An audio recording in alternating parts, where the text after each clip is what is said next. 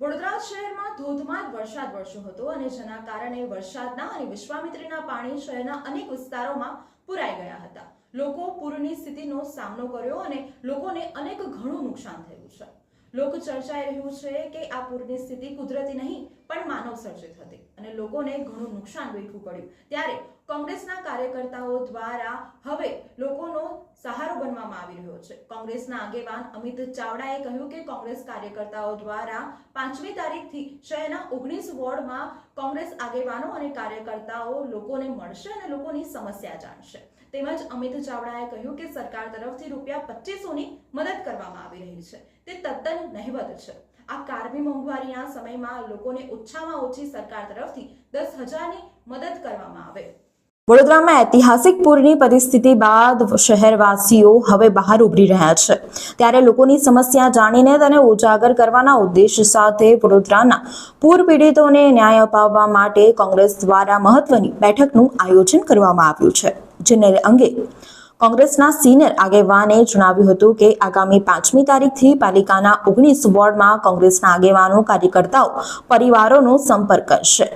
વડોદરાના પૂર પીડિતોને ન્યાય અપાવવા માટે કોંગ્રેસ દ્વારા મહત્વની બેઠકનું આયોજન કરવામાં આવ્યું હતું, જેમાં કોંગ્રેસ આગેવાન અમિત ચાવડાએ જણાવ્યું હતું કે હું અગાઉ વડોદરા આવ્યો હતો ત્યારે મેં વિશ્વામિત્રીમાં દબાણ કરીને બનાવવામાં આવેલા અઘોરા મોલ, ભાજપના કોર્પોરેટર પરાક્રમસિંહ જાડેજાનો બંગલો જોયો હતો। વડોદરામાં પૂર આવ્યું છે, આ માનવ સર્જિત હોવાનું લોકોનું માનવું છે।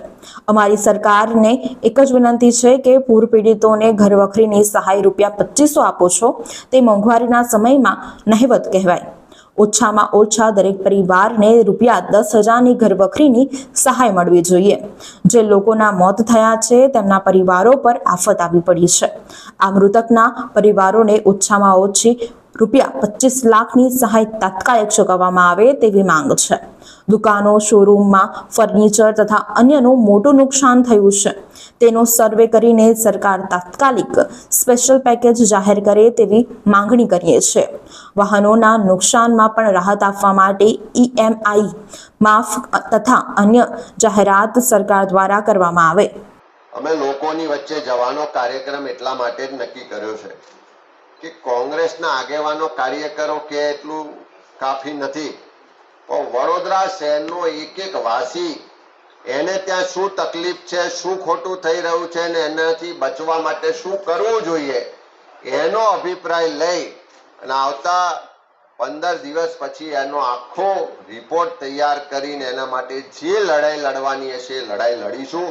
એ ખોટી રીતે ઝોન ફેરફાર સામે વાંધા આપવાના હશે, ગેરકાયદેસર દબાણો કે બાંધકામ સામેની લડાઈ હશે કે કોઈ પણ તંત્ર દ્વારા જે પ્રજાના પરસેવાના પૈસાનો ખોટી રીતે દુરુપયોગ થઈ રહ્યો છે એને અટકાવવાની વાત હશે। બધી જ લડાઈ લડવા માટે અમે કટિબદ્ધ છીએ અને આવનારા 15 દિવસ સુધી અમે લોકોના અભિપ્રાય, લોકોની હકીકતો સાથે જે પણ લોકોના અભિપ્રાય હશે, લોકોના સૂચનો છે એ મુજબ આવનારા કાર્યક્રમો નક્કી કરવામાં આવશે।